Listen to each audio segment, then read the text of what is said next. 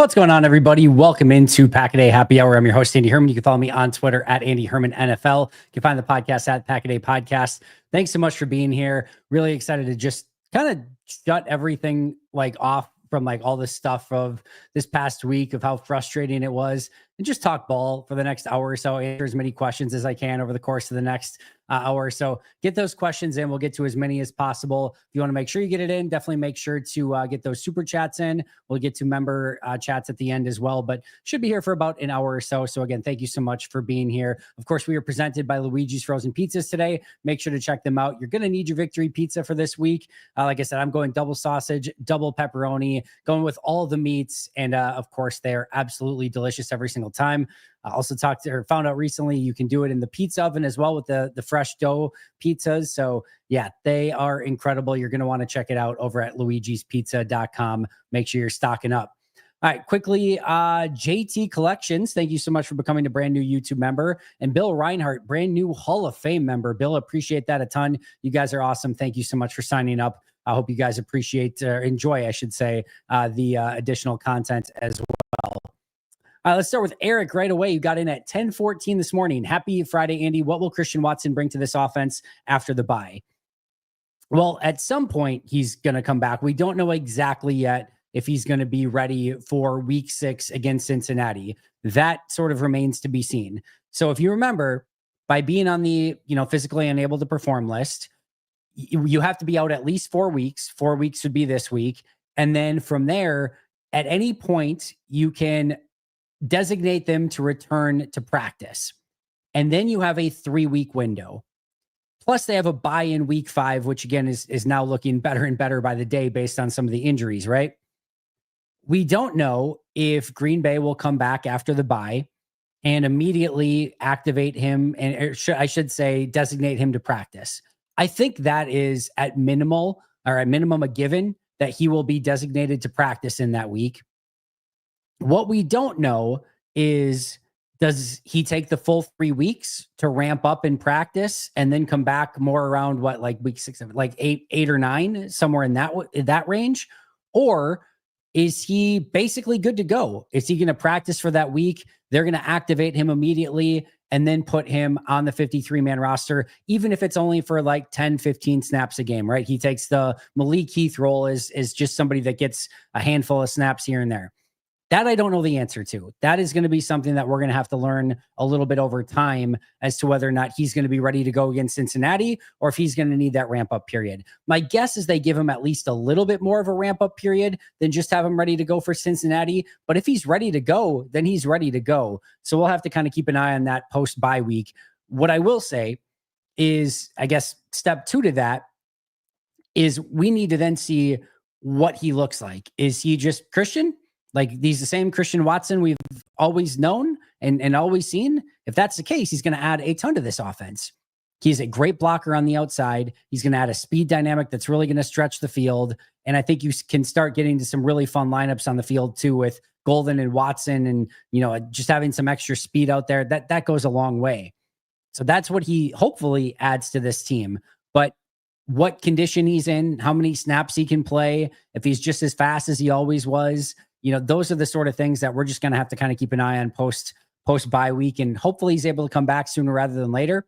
And hopefully he's good to go. And if everything's great and he's able to play and he looks like himself, then he adds that huge speed element, blocking element, possession receiver element. And he just makes it so that defenses have to stay more honest and you're able to open up the middle of the field and just underneath a little bit more for guys like Tucker Kraft and Dontavian Wicks and eventually Jaden Reed and Josh Jacobs, etc. So his impact is felt even beyond the box score as well. So hopefully that's the type of impact he can have when he comes back. All right, Richard, could you see a scenario where Rich Bisaccia is retained as an assistant head coach, but giving up the special teams coordinator title to somebody else? Yes, I do think that is within the realm of possibility. The reason that I think that's in the realm of possibility is when Matt brought him back or gave him that extension this past year, right? Rich already was like, hey, I didn't do a good enough job as a special teams coach. I feel like I let you guys down. And, it almost seemed like Matt was the one who kind of talked him back into nope, we want you back as special teams coach. We don't want anyone else, et cetera, et cetera. And it seemed like Rich was maybe even almost ready to retire this past offseason as well. So I could see a world in which Bisaccia would be like, hey, I'm cool with being an assistant coach, helping out, doing whatever you need. But the whole coordinating an entire unit is just a bit too much. I don't have any interest in doing that anymore. And maybe from Green Bay side too, they're like, all right, we really like him as a coach, but we got to do something else as a special teams coordinator. That could be something that goes both ways, that it kind of makes both of them happy. I think the more likely scenario is that either he's the special teams coordinator and assistant head coach again next year, or he's just gone completely next year. But I do think that there is a pathway there. If you wanted to middle ground it, keep him on the staff in some capacity, but not have him be the coordinator anymore, I think he might even be open to that. But one step at a time, hopefully the special teams can be better this week and this year. And this is just a blip in the radar, but no question about it. It certainly needs to be better than what it was this past week. Happy Friday, Andy. Happy Friday to you as well, my friend. Flying to Dallas tonight after work. Going to enjoy the weekend and an epic win on our home away from home. Number 3, have you seen the new renderings of Lambeau? Number 2 in Arlington Heights. I have seen it. It looks pretty sweet. Hopefully Green Bay has just as much success there as they have on Soldier Field throughout both the new Soldier Field, old Soldier Field, etc. And then, enjoy the game. Enjoy Dallas. It's a fun city. I love Dallas. And hopefully you get to enjoy the heck out of it. Get some good food, some good barbecue, maybe some chicken and waffles in the morning. It's a great chicken and waffles place. I forget the name of it, but I've been there. Definitely go and check that out. Enjoy the heck out of it and hopefully bring us a Packers win as well. Thus far, my prediction about the NFC West is looking pretty good.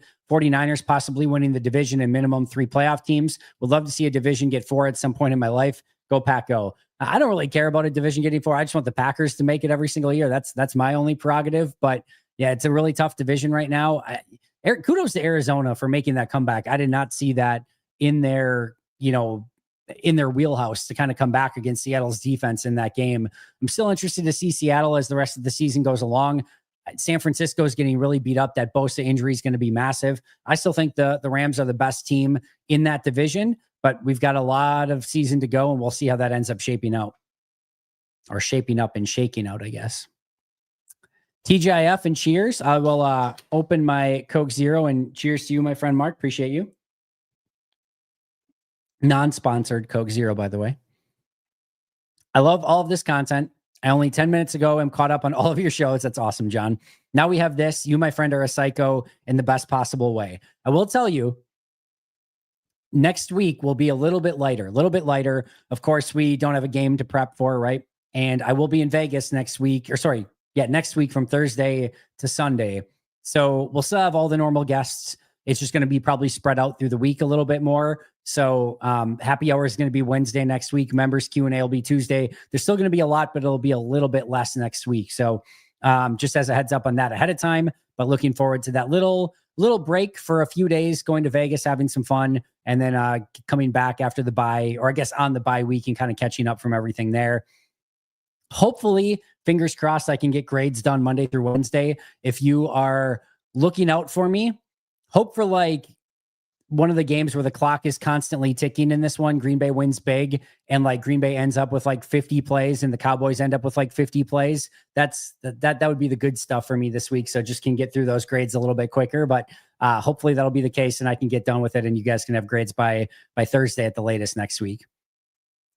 Can't believe I am feeling good about all areas of this team except for the offensive line. Don't mention special teams. I want to hope offensive line issues are injuries plus Browns D-line, but not sure. What do you think? One of the things I really appreciated, John, was Elgton Jenkins calling out his poor play this week because it has been really poor, really disappointing. And that's one of those things that it just needs to be better. And no, I do not think it's a center thing. I just think it's an effort thing. I think it's a want to thing, and he needs to play a whole heck of a lot better than he has so far. Sean Ryan's been fine. Jordan Morgan's been bad. Belton's not ready yet. Kennard is okay as like your 7th offensive lineman.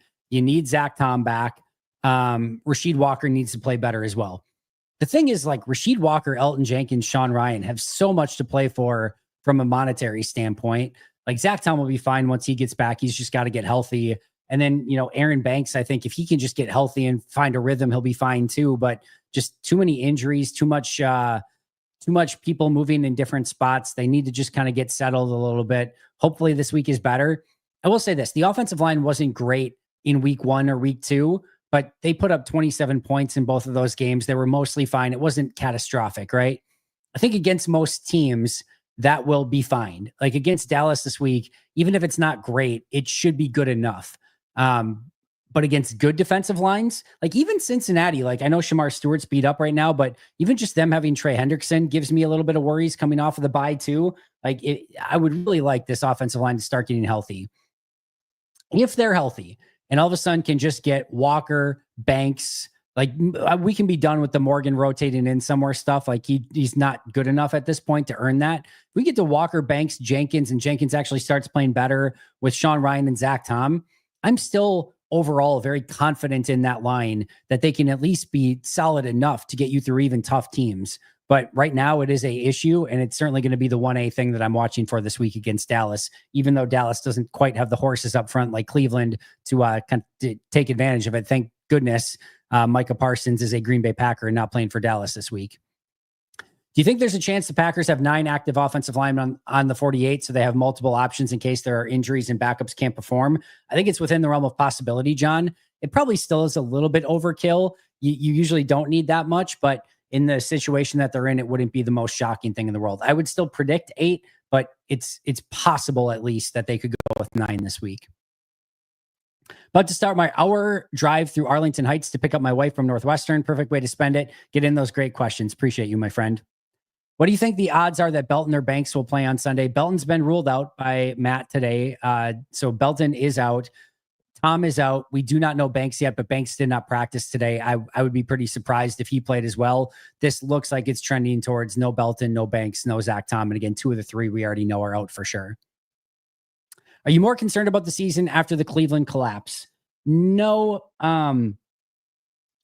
Okay, let's know if the offensive line is fine. Kind of talked about this a couple times this week, but I view the season as an opportunity to view potential critical issues, right? They're going to be a playoff team. I don't have any concern about that. And I think they're going to be a really good playoff team. And the defense is a Super Bowl defense from what we've seen so far. There's some real positives to take away from the first few weeks so far. And they can beat good teams. We've seen that already. I just know that this offensive line, the way that it played last week or as constructed even right now, they can't win a Super Bowl the way that it has been playing so far. They got to get Josh Jacobs going. They got to pass protect better. But I think usually the offensive line gels and the technique gets a little bit better. And I think that kind of comes along as the season goes along. As long as that happens, I'm not concerned, and I'm still very bullish on this season overall. Nothing has changed in my long-term viewpoint. But now I have an eye on what happened against Cleveland. And if they can't correct that, that's just a non-starter for being a championship team. And the issue here too, and why I always say, hey, I know you didn't want to get Jordan Morgan, Anthony Belton, Aaron Banks for that contract. And all 3 of those may end up not being great depending on if they don't play better, right? But long time to go before we can judge any of that accurately. But if you don't have offensive linemen going into the season, or when people were saying like, yeah, trade Rasheed Walker, I'm like, are you insane? Imagine if they traded Rasheed Walker right now. Imagine they traded Rasheed Walker. What a unbelievable nightmare that would be. And Walker's not even playing great, and it would still be an unmitigated nightmare. Brant Banks is starting at left tackle for you this week. But you can't usually find offensive linemen midseason. Maybe at the trade deadline, one of these teams that's, completely out of it and has a free agent offensive lineman they're not going to re-sign anyway. Maybe you can talk them into trading a player like that, but it is so hard to find offensive linemen midseason. Teams are not willing to give them up because they don't have enough on their own. Nobody does. So I get sometimes spending early picks on players and offensive linemen, I should say, and big money on offensive linemen. It's not the most fun thing in the world, but it's just a necessary evil because you cannot find them when you are desperate for them. So it's not something that they can just go out and be like, oh, we'll trade for a player, sign a player in free agency. That's done. You got to wait till the offseason now before anyone else really, talented becomes available. And so this is what they have to work with. Hopefully they can get healthy, and hopefully Luke Butkus, Adam Stenovich and company can do some work and get these guys playing at a higher level. Ready to get the sour taste of this past week out of my mouth, Ben, you and me both. If Jenkins continues his play, at what point do we look at moving him back to guard? Dylan, I am a firm believer that this is not a guard center thing. This is a Elgton Jenkins thing. He's got to play better. Technique needs to be better. I don't think it has anything to do with playing center. Now, if Jenkins feels more comfortable and is more confident, and, guard's the harder spot. Guard is the harder spot here. But if he just feels better doing it, then sure. At some point, you're willing to try anything, right? Try Sean Ryan at center and put Jenkins at guard, or do what you need to do. I'm fine with trying out some things, right? If you need to reshuffle it, at some point, you just get desperate and you'll say like, all right, well, let's try this because nothing else is working. But to me, and I talked about this earlier this week, and I think I put it on social media as well.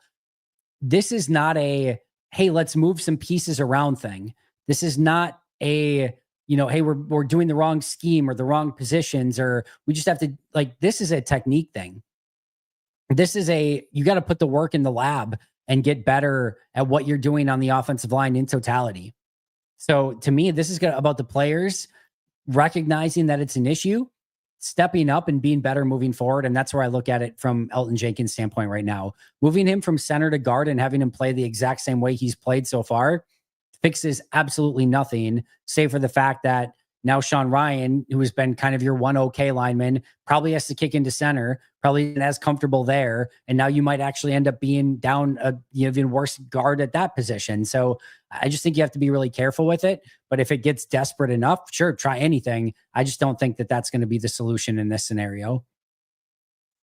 What do you guys think the starting O-line looks like this week? I think it's pretty simple, where it's going to be Walker, Jordan Morgan, Elgton Jenkins, Sean Ryan, and then Darian Kennard. I think there's a small chance that Kennard and Morgan are swapped so that Kennard's at left guard and Jordan Morgan's at right tackle. But I think more likely you're looking at Morgan at left guard and Kennard at right tackle, but we'll have to see what they want to go with.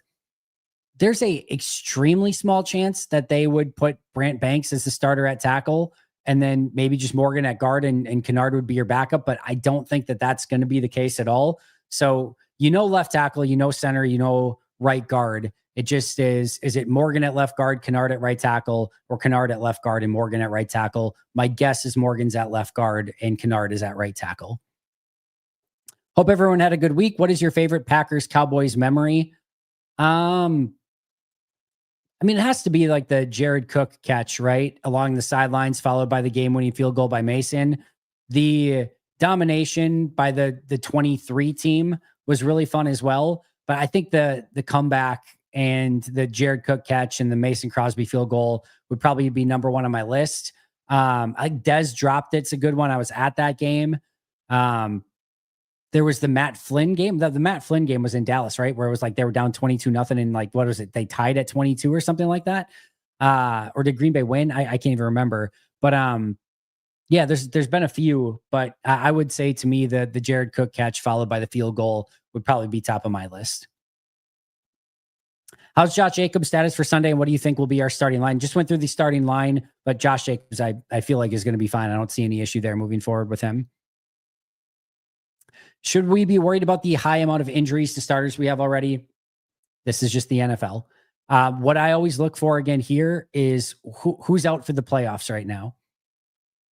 Thankfully, not much except the player Travis Glover is out for the playoffs right now. Jaden Reed should be back at some point. Watson's coming back. Marshawn Lloyd's coming back. Nobody on the offensive line has a long-term injury. So this is just the rigors of the NFL. Whereas the 49ers, Nick Bosa is done for the year, right? He's not going to come back at any point. That's a catastrophic injury for that team. So I always look at it from that. You can fill in guys week to week. You need your best playing their best at the end of the year. Thus far, for there's no major injuries that are going to be costing us come playoff time. Hopefully that can continue and they can continue to get guys back through the course of the year. But injuries are just going to happen to every single team. Some teams are going to have a little bit better injury luck. The 49ers are already getting decimated way more than Green Bay is. Just part of the game. Part of the game you got to live with. Honestly, I think Love can target Diggs a lot in this game. I don't know what's going on with Diggs. He just hasn't been back to what he used to be. Frosty, I can tell you exactly what's going on with Diggs. Micah Parsons is a Green Bay Packer. These are two corners in Bland and Diggs. who are great, have great ball skills. Okay. They're not great pure cover guys that are just shutting you down. They're not like Darrelle Revis or anything like that. They make a ton of plays on the ball because, again, both of them have phenomenal ball skills. When you have Micah Parsons rushing up front, you have the ability to jump some more routes, play more aggressive. And when you can do that, those ball skills come out and really show themselves. And you're covered by the fact that if they double move you or something, well, Micah Parsons and company's probably going to get there. Now Dallas has no pass rush. And now Bland and Diggs in these corners and safeties are asked to cover for longer. And they haven't had to do that because they've had a really good pass rush in the Micah Parsons era. And now they don't look so great. This is the all-time, hey, would you rather have a great corner or a great pass rusher? The answer is always great pass rusher because it's always going to make your corners look better every single time. So that to me is the difference. And I don't have any issue going at Diggs. I don't have any issue going at Bland. I don't have any issue going with any of these corners. If you can't get to Green Bay, now their offensive line is going to have a lot to say about that. They're going to have to protect well. But if you can't get to the offensive line or to Green Bay's offensive line, you can't get to the quarterback, Jordan Love is going to have a massive day against these corners, regardless of who plays, who's healthy, etc. I don't have any concerns with Diggs or Bland. You got to be careful. If you put it in their direction and you give them a chance to catch it, they're going to catch it. They both have great ball skills, but pure cover skills, you can beat them. I don't have any concern about that. Is John Meerdink disliked or ostracized by Packer content creators? People seem to love his podcast, but I've never heard him mentioned or collaborated with like all the other Packers podcasters. I have never talked to or interacted with John. I did one time. I'm seeing if I can pull this up here just to see what I said. I reached out. Oh, I actually have interacted with John. Holy cow, this is a long time ago. This was 2019. Oh, we talked about non-football stuff. Huh, I totally forgot about that. There was one recently though.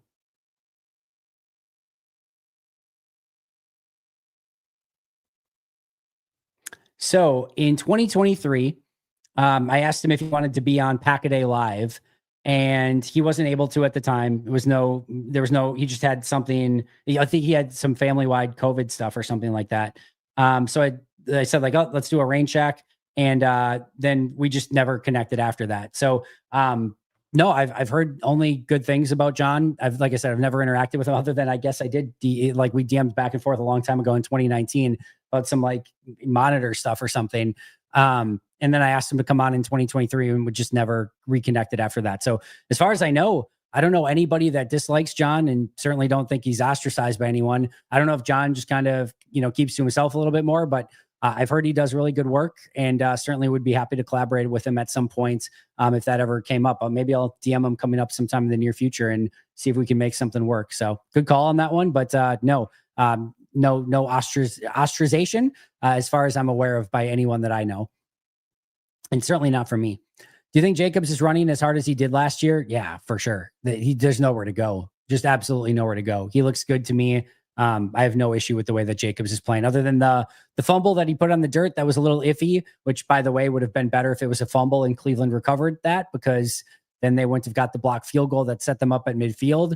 Would have probably been better in hindsight. But outside of that, I think Jacobs has been good. You saw in that little like bubble screen to the outside that he took for like 19 yards last week. He's still got it. Like there's no concern there. He just hasn't been given opportunities because the line's been so poor.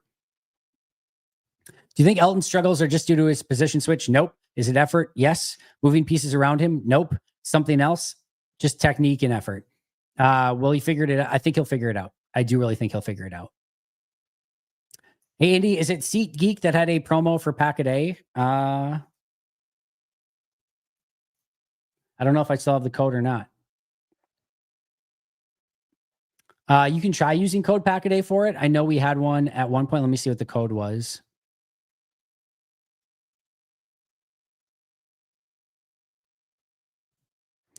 Let's see. SeatGeek. Packaday for $20 off tickets. Don't know if it'll still work, but Packaday, no hyphens, should, you would have got you $20 off tickets. Again, not sure if it still works, but you can certainly give it a try. Do you think Kenny Clark will have a big game because he knows the offensive line? No, I think if he has a big game, it's because the offensive line is struggling. Kenny will be motivated in this one. I'm sure he'll play well. It's not going to make it easier to run against Kenny. I don't think he's going to like wreck the game or anything like that, but I bet Kenny has a good game, is a little extra motivated, and it's a little bit of a pain to play against this week, but I think you can navigate that. I'm not super concerned about it. Can you refresh our memories on Brant Banks and Luiges Smith? How disastrous would it be if each guy had to play a few snaps in Dallas? Let me bring up my notes on Brant Banks here. My undrafted free agent notes.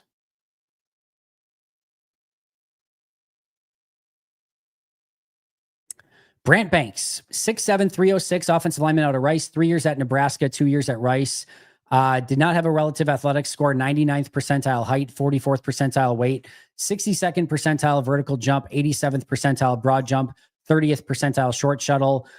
In 2024 per PFF, played 792 snaps, 77.4 PFF grade, 77.4 pass block, 72.9 run block. In 526 pass pro snaps, allowed 2 sacks, 17 pressures for a 3.2% pressure percentage, which is a little bit high.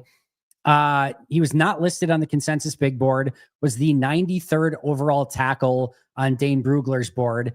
From a strength standpoint, immediately looks the part of an NFL lineman, good size with a strong upper body, ability to get to the second level with solid movement skills, consistent cut blocker, impressive, especially for a 6'7" offensive tackle. Weaknesses, blitz and stunt awareness, choppy and inconsistent footwork, some waist bending, struggles with quickness off the edge, needs to utilize more independent hands, which means he's going with 2 hands at once. If you get both hands chopped away, you are screwed. So you kind of want to go with one hand. If that one hand gets chopped, you kind of have the use of both, right? Lateral agility was an issue. Needs to do a better job of staying square to the defender. Not a great pass protector and not a mauling run blocker. Going to need to find his niche in the NFL. What he can bring to Green Bay should be a better. I thought he would be a better guard than a tackle at 6'7". That's a little bit tough, but I liked him potentially moving to the inside. Has a lot of technique work to clean up. Will battle for a practice squad spot. Looks the part, going to have to really improve to become any sort of real option along the offensive line. Those were my notes on Brant Banks coming out. The good news for Banks is I did think of the 3 undrafted free agent offensive linemen, Tyler Cooper, JJ Lippy, and Brant Banks, that in preseason and in training camp, he did look like the best of the 3. And I think he did step up. He played very well in preseason from a pass pro standpoint, which is probably what got him this opportunity, right? Again, he looks the part immediately. I think the hope is that you never have to see him in the game.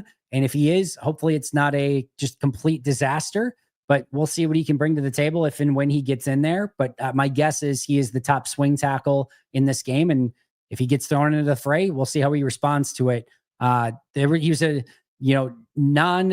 consensus draft board 99th or whatever it was tackle for a reason. But we'll see. Luiges Smith is a little bit more of a veteran. He's been around for a little while, kind of gone place to place. He's been in Green Bay. Even I think last year he was spending some time in Green Bay, kind of journeyman practice squad guy. I liked how he looked in camp, to be honest. He's got a little tenacity to him. Not the strongest guy in the world, not the most physical, not the most agile, just kind of like scrappy center type that you can work with from time to time. No other real notes on Luiges Smith, but I did think he had a good camp, and it made sense to bring him back in the practice squad this week for sure with how thin they were on the offensive line. Hey there, bud. Happy Friday. With Bisaccia being the assistant head coach and special teams, is he much to blame for our offensive line being as much of a No, that's not on him. That's all the offensive coaches. You can put that on if you want to put that on Luke Butkus for sure. Adam Stenovich, Matt LaFleur, you can do that. Bisaccia, no, that has nothing to do with him. Any free agents or trades that we can make to help our offensive line? Not at this point. Again, teams are not usually willing to trade offensive linemen away, so would not expect that to happen. Maybe along the deadline, but usually, again, you don't see many offensive linemen moved throughout the course of the season because, again, teams struggle on their own to find them. Once you have them, you're usually not willing to give them up. Nick, thanks for being here. Alvin Kamara's on the trade block. Should the Packers consider to try to get that run game going a little bit more with Lloyd out again? That to me would not be the way to utilize it. I don't know. I don't care if you have prime Barry Sanders right now. If you can't block better, you're not going to do anything. You need to block better in order to make this work.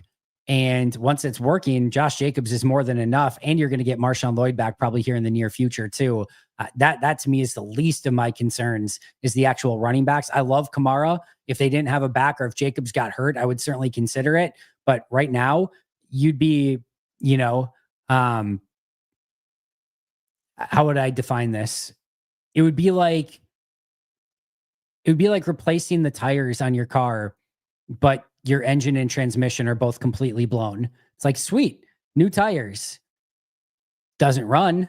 There's no engine or transmission, but we got shiny new tires. Awesome. Sweet.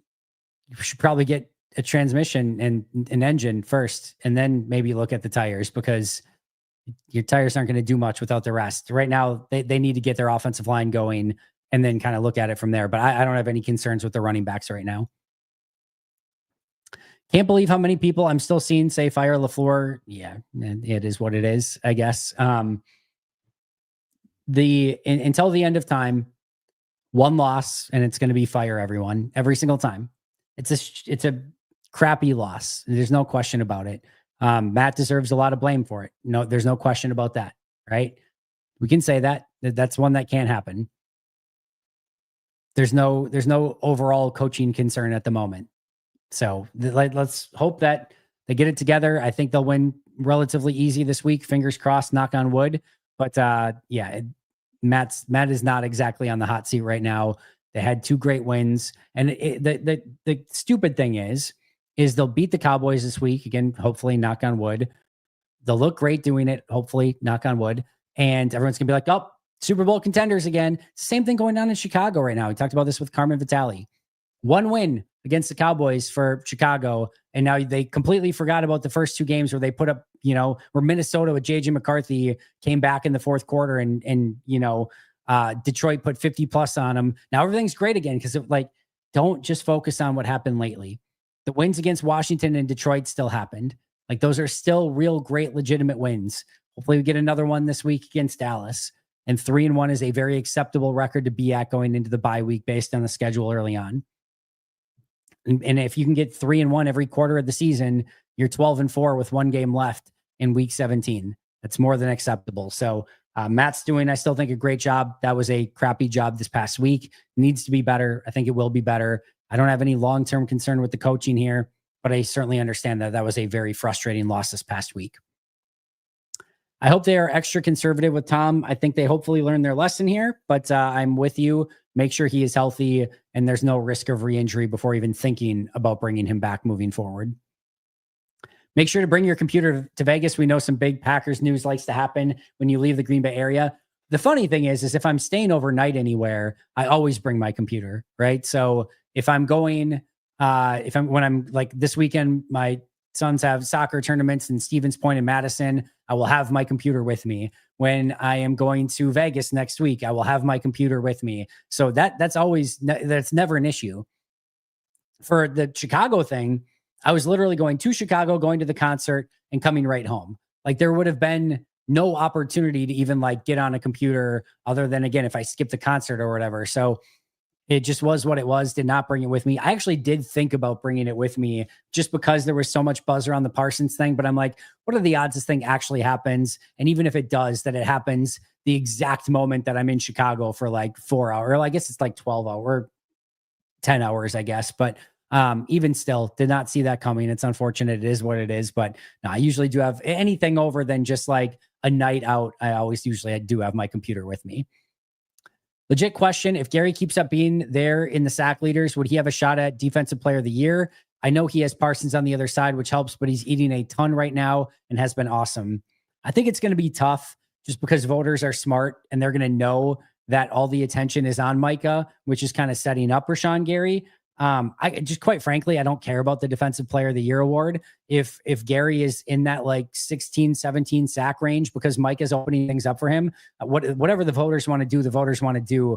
That'll be a great place for Rashawn Gary to be in. And Green Bay's defense, it just means that they're continuing to eat and play at a high level. And I will gladly take that if it continues to happen, and let whatever awards happen from there on out. That's fine. But I think for the most part, people are going to recognize Gary's having the season that he's having because of Micah Parsons. Gary's not even the best defender on his own team. He might have the best statistics, but he's not the best defender. So it's tough to give him that award in that sort of situation. The voters really take sack numbers into consideration for that award. They certainly do. In this situation, again, I think people would mostly recognize he's not even the best pass rusher on his own team, much less the best defender. It's going to make it a little bit more complicated in that situation. Do you agree that we were fortunate for no offensive line injuries for the most of last year? 1,000,000%. And that's why they have struggled so much lately, because they haven't had the adverse. That second part, no. They were absolutely lucky last year until they weren't, right? Where they had all the injuries in the Eagles game at the worst possible time. But this is what goes on in the offense, or in the league along the offensive line. You better have, at least 7, 8 guys who can play in, at least serviceable levels. I think Green Bay still does. But they certainly didn't show it a week ago. They're going to need to bounce back this weekend for the rest of the season. I think that they will. But again, my eyes are going right to that offensive line as things kick off against Dallas this week. Good enough doesn't win Super Bowls. Jenkins wasn't very confident, inspiring when he came in against the Lions last year, and absolutely didn't seem to want to play the position when he was moved to it. Yeah, we'll see. It did seem like he had a little bit of a come to Jesus moment with himself this week. And if he goes out and plays great, hopefully this is just much ado about nothing, and Jenkins goes back to playing really good football moving forward. But he's definitely, like we already said, offensive line is 1A to keep an eye on. For me, Elgton Jenkins is the guy on the offensive line that I'm even paying extra close attention to. Do you think they regret not bringing back Josh Myers, considering it would have been super cheap? With the benefit of hindsight, maybe. Just because of how cheap it was. We also don't know. Maybe they offered Josh the same deal and Josh was offended by it and said, no, I'm going to go somewhere else. And I'll rather play somewhere else for cheap. Also, it's tougher because they probably already knew they were moving Elgton to center and that Josh was not going to have a chance to compete for a starting job. Jets gave him that opportunity. Just because Green Bay maybe would have offered the same thing doesn't mean that Josh has to accept that either. But if they could have had that same deal to bring him back, I think maybe now knowing just the injuries, they probably would have maybe considered that. It was the right time to move on for both sides. Josh Myers needed a new change of scenery. The Packers needed a new center. They gave Josh 4 years to play better. He never played better. It seems like he's doing okay with New York so far, but I just think it was the right move in the moment. And yeah, you have a little bit different hindsight view of it now, but in the moment, I felt great about it. I think it was a very understandable decision based on what you saw on tape for 4 years. And the rest of the league felt the same way. He couldn't get more than a 1 year, $3 million deal in basically a backup role, right? So he maybe again with hindsight, but I don't disparage them based on what I think was very much the right move in the moment. Just been unfortunate due to injury so far. Alexander, thank you for the chat. Offensive line allows the offense to actually function. It's the chassis that holds the sports car or jalopy together. Well said, Alexander. I'm not a car guy, as you can probably tell, but I'm going to take your word for everything that you just said. Adam, thank you for being a member for 3 months. If we decide to move on from Jenkins this offseason, who do you think takes over at center, a free agent backup, or draft somebody? Well, they would have Aaron Banks. The whole off. Let me just back up for a second. The entire offensive line is going to be in a very interesting position. Sean Ryan and Rasheed Walker are free agents. In this scenario, you're moving on from Elgton Jenkins. And now Jordan Morgan has not shown that he's quite ready as of yet. So you now go and you're going in with Aaron Banks at left guard, Zach Tom at right tackle, and everything else is in flux. And I mean, everything else is in flux. It's probably Jordan Morgan at left tackle. And then I guess it's probably Aaron Banks at left guard. My guess is Belton's at right guard in that scenario. And then Zach Tom is at right tackle. And you need a new center. And you're not sure if Belton can play right guard. And you're not sure if Morgan can play left tackle. You are going to be in a potential world of hurt. And you have a big contract for Aaron Banks, who that has not exactly gone great as of yet. I think it'll be fine, but it's not been great for the beginning stages of his career as a Green Bay Packer. We'll have to kind of wait and see, but I think they need some answers from the offensive linemen who are on this team right now. I mean, Sean Ryan's probably playing playing some of the better football, and again, he's a free agent, do you bring him back on a deal? And then again, what's out there in free agency? What do you feel of the draft? You don't have a first round pick. Remember, no first round pick. So that complicates things. We'll see. I think based on right now, from what I've seen, I think Elton's probably gone, but they're going to have some really, really interesting decisions along the offensive line next year, and could all of a sudden be in a situation where they need to remake that thing rather aggressively if things don't get turned around. I think they'll get turned around. Hopefully Morgan's fine. Hopefully Belton is fine, and they can start building around some of those players, but it's going to be a very, very interesting offseason along the offensive line. Favorite Cowboys Packers play: AJ Hawk deflecting a pass and Clay Matthews picking it off and running for a touchdown, and then a Lambeau leap. I was there for that. That was a fun game. Was that 42-0? Something like that. I still have to go with the Jared Cook play, though. That one was absolutely epic. How do you think the Packers will respond after the letdown that happened last Sunday? And are you expecting a statement from Micah Parsons? I think they're going to respond well. I think they're going to come into this game ultra motivated and playing at a very high level. And as far as Parsons goes, he'll make a statement because he's made a statement every single game this year. He's just been almost impossible to block. And I certainly don't see that changing this week. I think he'll have a great game, whether it's a statement game and he has like 3 sacks, or if it's just same Micah just tearing it up on every play. I read into it what you will, but I expect Micah to not slow down anywhere from where he's been these first few weeks. And he's been phenomenal, and expect that to carry over into this game. When the Packers won the Super Bowl in 2010, there were a ton of players on IR. It was insane how many players were on IR that year. No question about it. Kenny's good to go. No injury status whatsoever. Good afternoon, Rick. Parsons absolutely elevates the entire defense. Packers fan likes it 34-17. Packers fan also saying Love has a big game. Love that. Micah Parsons' dad and Christian Watson's dad are very active on Twitter. Isn't that Micah's brother? I think it's his brother, right? Not his dad. Micah's dad blaming the offense is something that I haven't seen before. Does that impact the locker room any? I personally don't mind it, but no, guess there's nothing else. I haven't seen Micah's dad. I thought his brother was the one that was active, but maybe I have it wrong. But I haven't seen that. My guess is it doesn't affect anything. Players speak for themselves. And I think people recognize that, family members are, of course, going to support their family members and, whatever. I don't think it's an issue in the locker room at all. Do you think Parsons will play all the defensive snaps this week? I think he's in great form, hoping they cut him loose. I mean, he's played a ton the last 2 weeks. He'll play the same amount. He'll come out a couple of snaps here or there, but he's not limited anymore. He'll play a ton in this game. Rashawn Gary is winning. Great team. Okay. Appreciate that, Mark. Wow, I finally made one of these. Hi, Andy. Will we ever see any downfield action with Savion? Maybe eventually, as Justice Mosqueda's found or has tweeted out, Savion's played or ran one real route and it was a dig route. I think eventually they maybe throw him down the field a little bit more, but yeah, I think they're just trying to ease him into NFL wide receiver a little bit more. It might take just a little bit of time. To me, Rick, if you've seen Alvin Kamara play, he's really freaking good still. So if you're getting a rental like that at the trade deadline, you're not super concerned about the long-term stuff, right? You're getting him as a 1-year rental or a half-year rental. You're not super concerned with age. He's still really freaking good. And despite New Orleans being terrible, still looks very elusive and very dangerous with the ball in his hands. So again, I don't think Green Bay needs it, but I wouldn't be super concerned about age on a half-year rental for Alvin Kamara for whatever team decides to go and try to do that. We'll see. Hopefully Bisaccia can bounce back and just get this special teams going in the right direction. Just arrived in Dallas for the game, ran into over 30 Packers fans in the airport, hopefully going to see a lot of green in the stands. That's the hope. I would expect that there will be plenty of green in the stands for this game.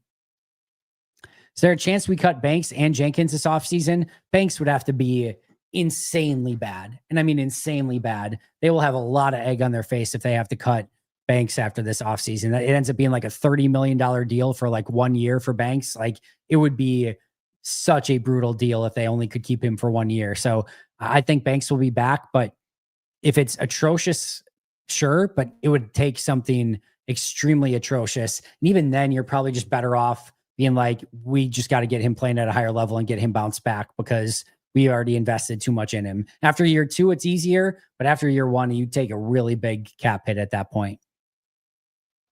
Thinking the O-line will look better this week since I doubt the coaches are planning for the injured players to play. More prep for the replacements.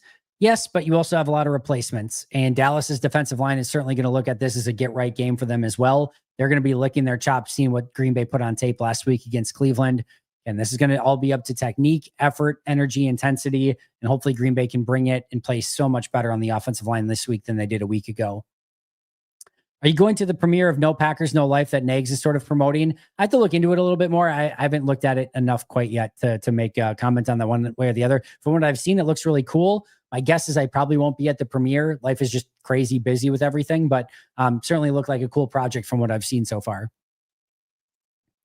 Is it just me, or does it seem like Jenkins does not really want to be at center after watching his last interview? To me, Jenkins has said on numerous occasions that he doesn't really care about being at center. Kind of take him at his word. He gets more autonomy. Like, I think he should love this. Like, he gets to work more with Jordan at the line of scrimmage. He has more control at the line. This is a good thing for him. It's not a bad thing, but I don't know. He certainly, the effort and energy has not seemed to be there for the first few weeks of the season. That's for sure. Andy, what's the highest grade you've ever given out for a single player for one game? I can look at it, Vincent. The truth of the matter is, very early on, like 17, 18, 19, I was more aggressive in the positives and negatives. So like everything was like really high or really low. And now it's like, it's kind of the same, but it's condensed. So the high grades are lower, the low grades are lower. And it kind of just, again, it all equals the same, meaning like, you know, if you're doing good or bad, you can tell it very easily, but I've kind of condensed it down. So early on, you'd get some like plus 10 grades or things like that in a game, which now would never happen. So it's changed a little bit over time. So it's not a perfect apples to apple. Like, you can kind of see the team, because at the time, again, it was almost like tripling or quadrupling the score then than it is now. So you still get kind of it evening out one way or the other. But yeah, the individual ones are not necessarily great to compare over the course of time. If we did it like the last like 5-6 years where things have been a little bit more consistent with that. Let's see here. We'll go back to 2020. All right, 2020.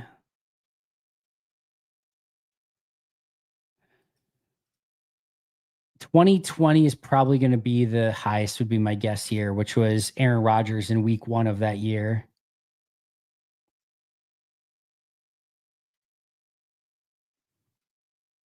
Yeah, so 2020, week 1, Aaron Rodgers had a plus 5.7 grade in that opening game of week 1 in the 2020 season. So that's the highest one I gave on offense. On defense, let's see.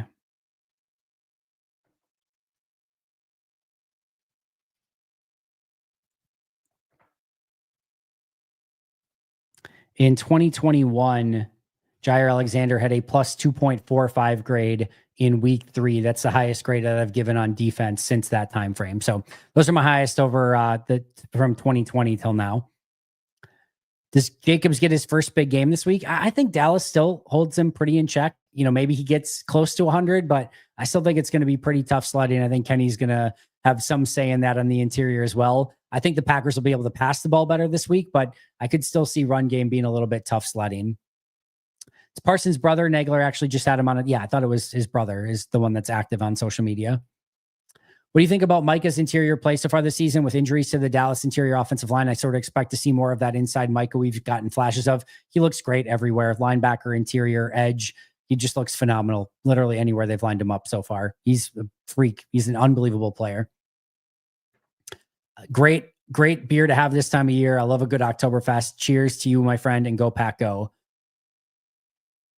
All right, we're coming back at 3:46 here. We don't have too many questions left, but I do want to get to our sleeper picks really quick here. So these are for the Sunday morning game, international, the Vikings and the Steelers.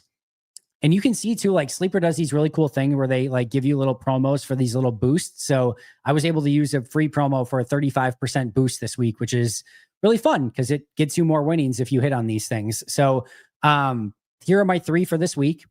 I'm going Aaron Rodgers, fewer than 202.5 passing yards. I think this Vikings defense is going to get after Aaron. I think Pittsburgh's going to have to run the football. And, yes, I think some of the Steelers matchups at wide receiver, including DK Metcalf, you could theoretically take advantage of some of these Vikings corners, but I think they're going to make sure Metcalf is not the one that beats them. And I think they're going to throw everything at Aaron to make sure that he is feeling a ton of pressure. And Aaron under pressure so far has not been able to make things happen. So fewer than 202.5 for Aaron. I think Jordan Mason, with Carson Wentz still being the quarterback and Aaron Jones being banged up, is still going to be the one that gets a lot of the carries here. But I think Pittsburgh's run defense is going to be up to the task. I think they're going to want Carson Wentz to be the one that beats them, not the Vikings running game. So fewer than 79.5 rushing yards for Jordan Mason. And then Justin Jefferson, they're like, he's due for a big game, right? International, big stage, everyone's watching. I think he is going to have more than 5.5 receptions. So Rodgers fewer than 202.5, Mason fewer than 79.5, and Jefferson more than 5.5 receptions. Again, you can find this over at Sleeper. Highly recommend it. Really, really fun to do. Plus, you get 100% match up to $100 by using code Packaday. Again, use that code Packaday over at Sleeper. Terms and conditions apply. You can find those terms and conditions over on Sleeper, and they are available in over 25 states. So make sure to check that out when you have a chance. All right. Let's get back here. There we go. And back to our comments. Ronald, I totally disagree with that. Specifically because after the interception, he immediately led the team right down the field for a game-winning field goal. That should have been a game-winning field goal. A lot of pressure in that situation. You just threw a massive pick. Everyone's watching you, and now you've got to go drive your team down the field and get into field goal range. He did that, no issue. He threw a really bad interception in that 49ers playoff game. Some unlucky moments early in that Eagles game, and then threw one up for grabs when he kind of had to at the end of the Eagles game. Don't quite see it the same way. I think Jordan's going to be more than fine. And if there's anyone that can kind of handle the pressure, Jordan's very even keeled. And I think he's going to have a lot of game-winning comebacks and things like that through the course of his career, which should have had one this past week as well. Now, shouldn't have had one if he doesn't throw the pick. He doesn't need to have a game-winning drive, right? But he still did go down and get one when he needed it. Just couldn't get the field goal, unfortunately. So hope special teams comes out swinging. I think they are motivated this week. Mark, be careful what you wish for. This is like a monkey's paw thing. You're going to ask them to come out swinging, and immediately, somebody's going to throw a punch on the opening drive, get kicked out of the game, and cost Green Bay 15 yards on special teams. That will be what happens if we wish them to come out swinging, would be my guess. But I know what you mean. Hopefully they play much better this week. Julio, come on, my friend. Lombardi time here, 15 minutes early. Sure, you talked about it, but what will be our offensive line without Tom Banks and Belton? We did talk about it, but I would expect that it's going to be Rasheed Walker, Jordan Morgan, Elgton Jenkins, Sean Ryan, and Darian Kennard, with a small opportunity that they could swap Kennard put him in at left guard and then Morgan at right tackle. But I think it'll be Morgan at left guard and Kennard at right tackle. Week 1, 2020, Minnesota, right? When I thought DeGuara might be good. I think that was the game, if I remember correctly. Andy, I replaced my fantasy football podcast for Packaday on my drive into work. So you're my guy now. Start sit golden this week. Noah, I love that. Thank you so much. I'm not a fantasy guy. All right. So I'm the wrong person to ask. I would recommend usually doing the opposite of what I recommend. I say like full fantasy, the daily fantasy stuff that I enjoy doing. But I should say I'm not usually like a fantasy advice guy, but I would say I just in general sit Packers wide receivers. That's my general rule of thumb. I want to see the offensive line play a little bit better, and I want to see Golden start getting going a little bit more. But he's due for a breakout. You can take that risk if you need it, but I usually sit Packers wide receivers. It's crazy how good and bad our special teams is at the same time. They should be good. They're not good enough. I need them to be better. Been hating the Cowboys since at least the Ice Bowl, which I suppose I should point out the Ice Bowl and the greatest Packers-Cowboys games of all time too. My mind immediately goes to games I've seen while I've been alive, right? But clearly the Ice Bowl, the most important Packers-Cowboys game ever. I love that though, John. I wish I would have been alive to watch that game. So I'm jealous of you in that regard. I think they need, not need to. I think they should put Nixon back at some point to help with returns. I would love to see that a little bit more. Savion was okay, but you have a dynamic kick returner. In my opinion, it's time to use him. And so I probably would. Hopefully he doesn't fumble, though. He had that key fumble last year in the playoff game. But right now, Savion's okay. Maybe if they need a spark, they'll put him back there, but we'll see what they do this week. Andy, thanks for all the 10 out of 10 content. I can't help but think Matt is low-key setting up opportunities for Savion in the future, meaning runoffs and decoy routes become a big play opportunity. Leo, I could easily see that being the case. I think they're trying to just put some training wheels on him for now. Baby steps, take it one step at a time. I think Savion Williams is going to be a really good player in this league. I'm really excited about him, and I really like that Green Bay's being patient with him while he kind of gets his feet underneath him a little bit more. Andy, is it true you asked Paul to exclude Jack on behind enemy lines because Jack says Pittsburgh is the real title town, and also because Jack's brain is located in his... I did not have any specific requests for which of the Paul Farrington boys are on the show each week. So there's a chance that Jack makes an appearance at some point, but so far I know the ones that we've done, it's only been Paul and Ziggy that have been available so far. LaVour said 2/3 of the interceptions in the Eagles playoff games were wide receiver running routes and correct. Like I said, bad luck on that for Jordan. Didn't put those necessarily on him.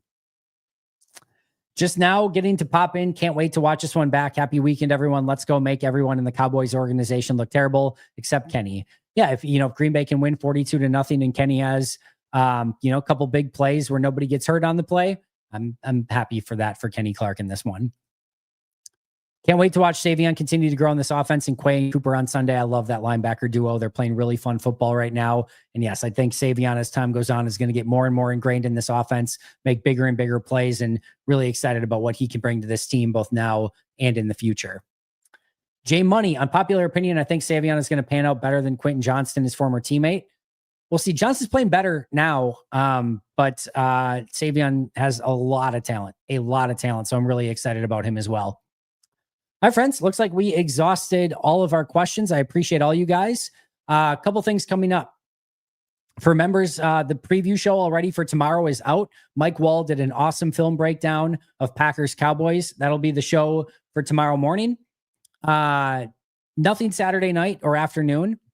Sunday morning will be my preview show for Packers-Cowboys. And then we will also have Andrew Merteg and Maggie Loney doing the live pregame show, then the game, and then I will be doing the live postgame show. And then, of course, we'll see Camille with her video immediately following the game. At least that's, I believe she's doing it again this week. And then Monday will be my recap video, then Mike Wall live Monday at noon as well. On the audio side, Jen, Eli, and Matt tomorrow, and then Jimmy and Nick on Sunday as well. Should be fun. I hope you guys enjoy the game. Appreciate you guys a ton for being here. I'll see you guys all very, very soon. But until next time, and as always, go Pack, go.